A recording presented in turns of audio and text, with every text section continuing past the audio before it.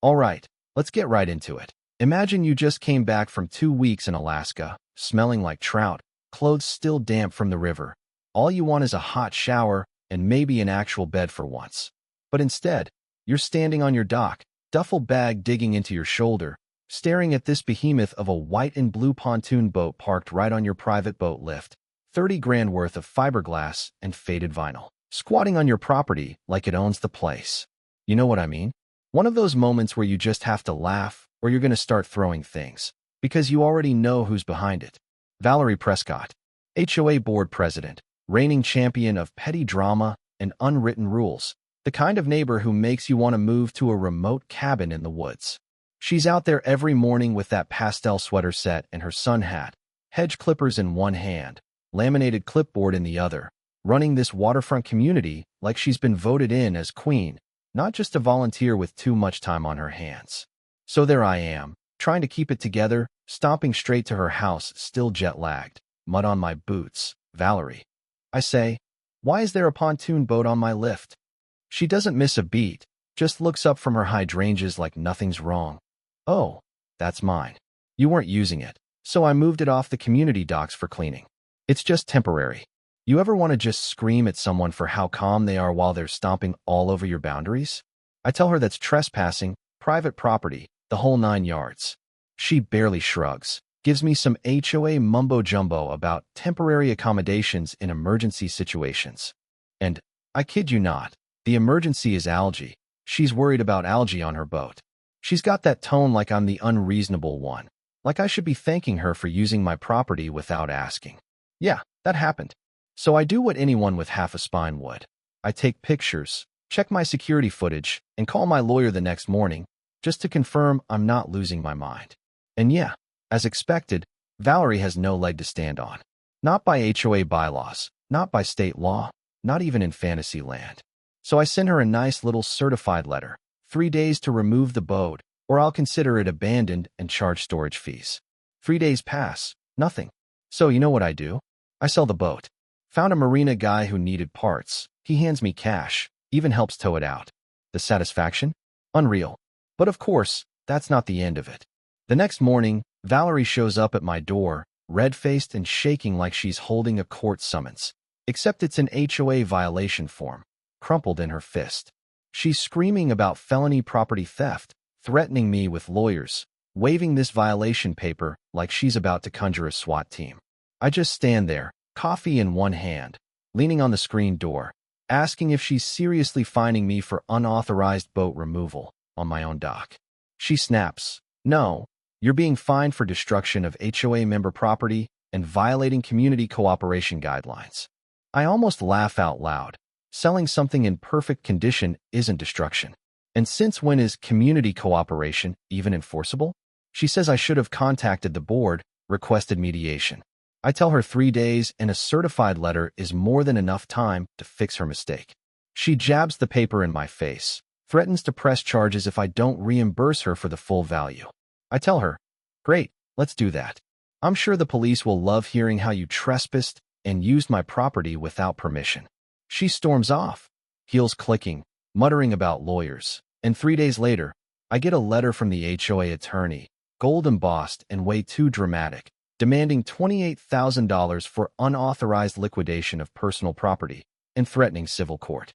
I call my lawyer, send him everything, security footage, letters, the whole paper trail. He says, let them try. But you know what? I can't let it go. I want to know how deep this rabbit hole goes, because Valerie is way too confident for someone who's clearly in the wrong. So I start digging, pull property maps, zoning records from the county office. And buried in the paperwork, there's a weird easement modification filed by the HOA last year, including my lot. Vague legalese about temporary community usage rights in cases of emergency or maintenance. It's the same nonsense Valerie was spouting. I asked for the original documents. And here's the twist. My signature's on the paperwork, but it's not mine. Not even close. And the date? I was out of state at a wedding. Total forgery. The clerk checks the intake log. Valerie submitted the whole packet for the HOA. So I grab photos, head to the sheriff's office. Detective Rowan meets me in a quiet back room. Calm guy, been around long enough not to be rattled by HOA drama. I show him the forged signature, explain the timeline, and he just nods, says this is criminal if they used it to justify accessing my property. He sets up a handwriting analysis, starts pulling records. Within a week, the sheriff's office raids the HOA office, just a converted shed behind the clubhouse, and seizes boxes of documents. Valerie's vanished. Neighbors are out in force, gossiping, and suddenly, I'm not the only one. For other homeowners come forward, all with forged signatures on their own HOA filings. One couple supposedly donated a strip of their yard for a community walking path no one's ever seen.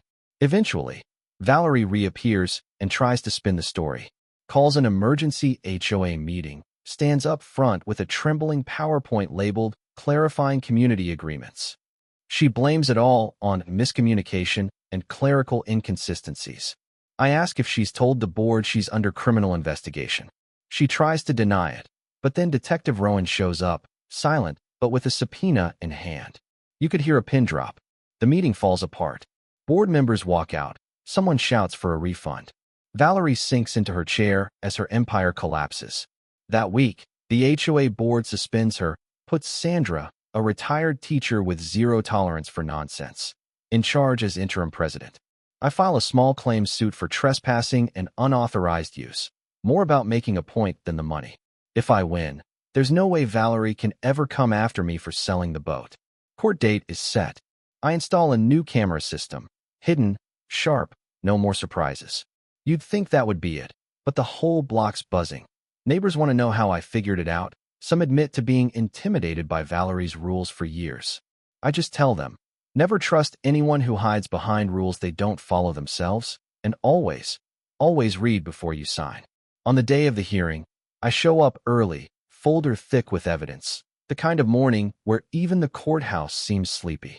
My attorney, Maliri, is already there, former prosecutor, tough as nails, no patience for theatrics. She lays out our case, all business.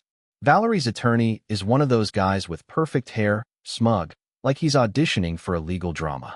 Valerie looks like she'd rather be anywhere else. Judge McAllister, gravelly voiced and all business, calls the case. We present the timeline, letters, security footage, then the bombshell, certified copies of the forged easement, affidavit from the city clerk. Valerie's attorney objects, but the judge shuts him down.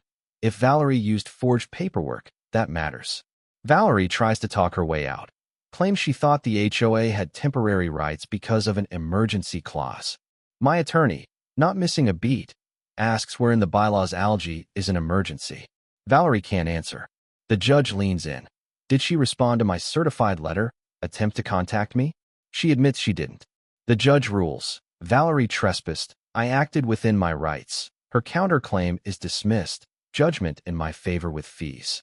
It's satisfying, sure, but it isn't over. As I'm leaving, Detective Rowan calls.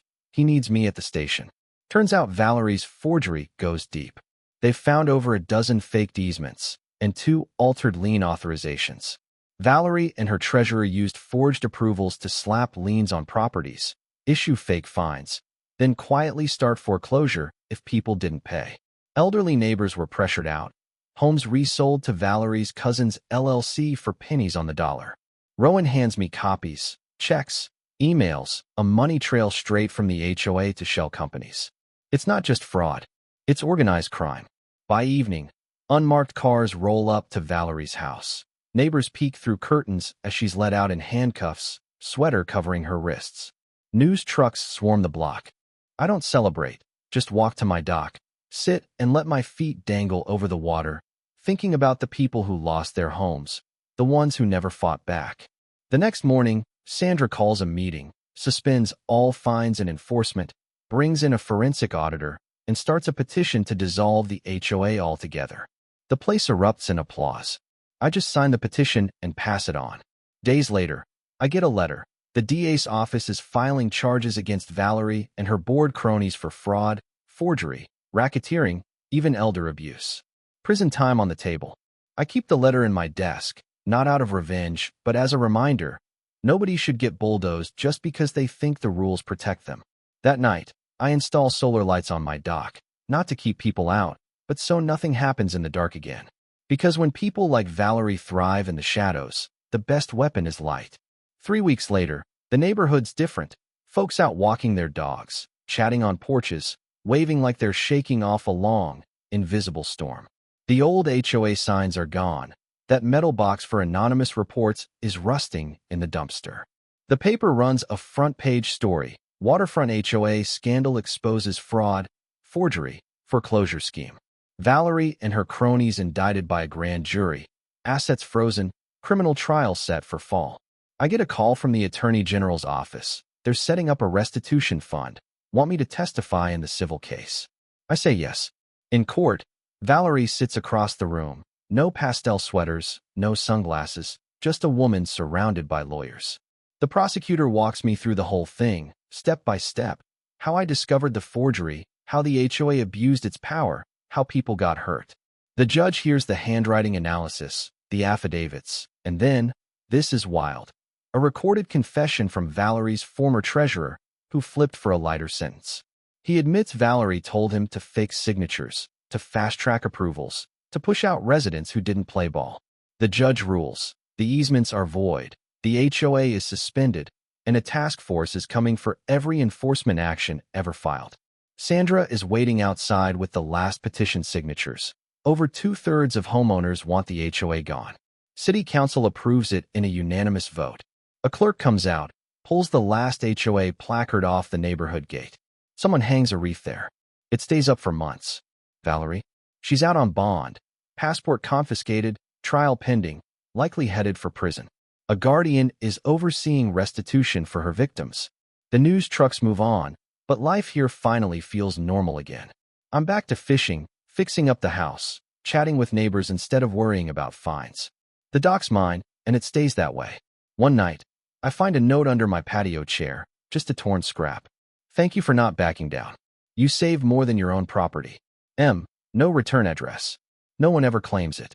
I tuck it away, not out of nostalgia, but as a reminder, standing up doesn't always mean raising your voice. Sometimes it's patience, paperwork, and waiting for the moment when truth hits like a floodlight. And when it does, those shadows, they don't stand a chance. So, what do you think? Is there ever a right side in these community wars? Or do rules just make it easier for the wrong people to do harm? Let's hear your thoughts in the comments, stories, opinions, whatever you got. And if you ever see a neighbor coming at you with a clipboard and a laminated rulebook, well, you know what to do.